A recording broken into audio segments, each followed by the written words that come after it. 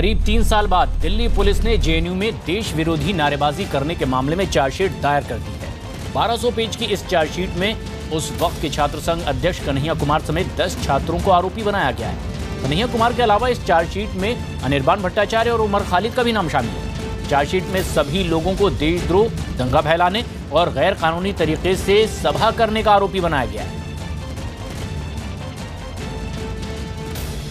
कहीं सियासत, कहीं हंगामा, कहीं बवाल, यहां हर खबर से उठते हैं सुलगते सवाल।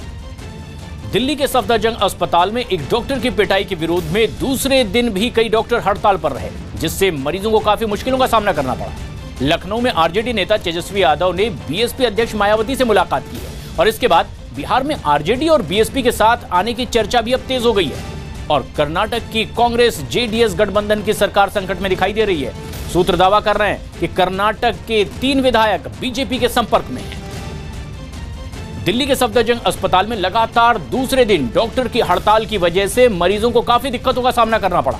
आरोप है कि दिल्ली पुलिस के सिपाही के बेटे ने एक डॉक्टर के साथ मारपीट की, जिसकी गिरफ्तारी की मांग पर सैकड़ों रेजिडेंट डॉक्टर बेमियादी हड़ताल पर चले गए और साथ ही डॉक्टर की पिटाई के विरोध में अस्पताल में पैदल मार्च निकाला। 1, 2, 3, 4 बंद करो ये अत्याचार। प्रदर्शन करने वाले डॉक्टरों ने मारपीट करने वाले आरोपी पर सख्त कार्रवाई की मांग की। पुलिस वाले का लड़का अंदर जाता है और वो लाठी लेके आके डॉक्टर को मारने की कोशिश कर रहा है उससे। वो तो गार्ड थे जो उनको रोक रहे थे, लेकिन मान लीजिए अगर पुलिस वाले की वहाँ पिस्टल पड़ी होती तो वो तो हमें शूट कर देता इस चीज। इस दौरान प्रदर्शन में शामिल कुछ डॉक्टरों ने अस्पताल में सुरक्षा बढ़ाए जाने की भी अपील की। जब हमारी मांगे मान ली जाएगी तब हम स्ट्राइक कॉल ऑफ कर देंगे।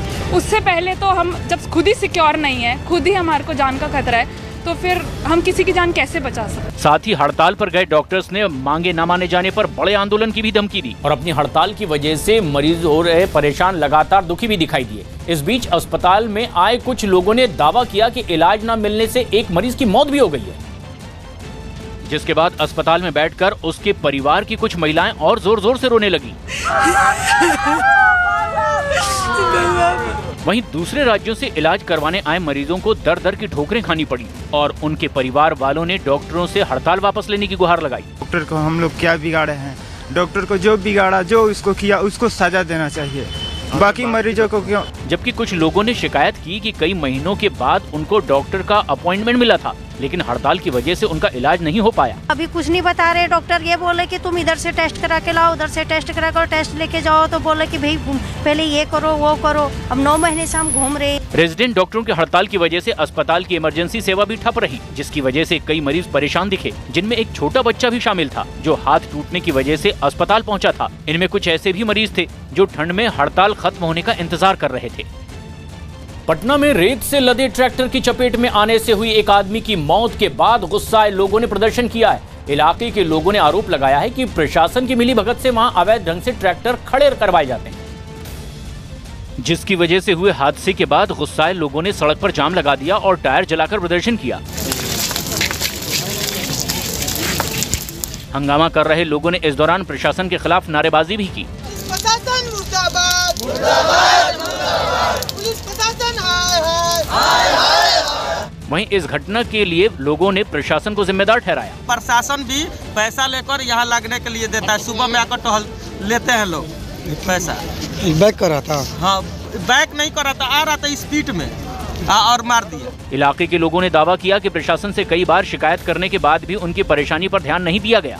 हमेशा यहाँ जाम लगा रहता है, ट्रैक्टर यहाँ कम से कम 200 ट्रैक्टर यहाँ लगा रहा है। गुस्साए लोगों ने हादसे में मारे गए आदमी के परिवार के लिए मुआवजे और सरकारी नौकरी की मांग की। हिमाचल प्रदेश के डलहौजी में साल की दूसरी बर्फबारी के बाद पहाड़ों पर बर्फ की सफेद चादर बिछ गई।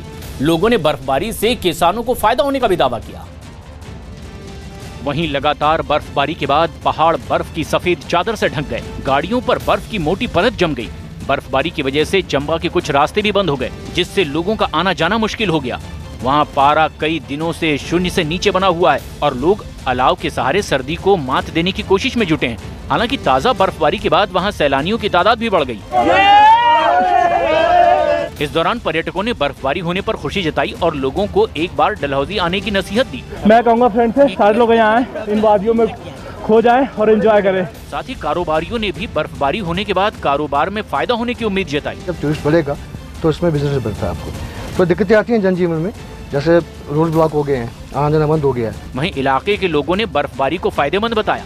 इस बर्फबारी से जहां किसानों, बागवानों और पर्यटन व्यवसाय को बढ़ावा मिलेगा, वहीं आने वाले गर्मियों में पानी की किल्लत को भी दूर किया जाएगा। जबकि प्रशासन ने लोगों को खतरनाक जगहों पर न जाने की हिदायत दी। मुंबई में 7वें दिन भी बेस्ट की बसों की हड़ताल की वजह से आम लोगों की परेशानियां बढ़ गई, जबकि बेस्ट के कर्मचारियों ने अपनी मांगे पूरी ना होने तक हड़ताल जारी रखने की बात कही है और तमाम कर्मचारी डिपो के बाहर जमा होकर नारेबाजी करने लगे।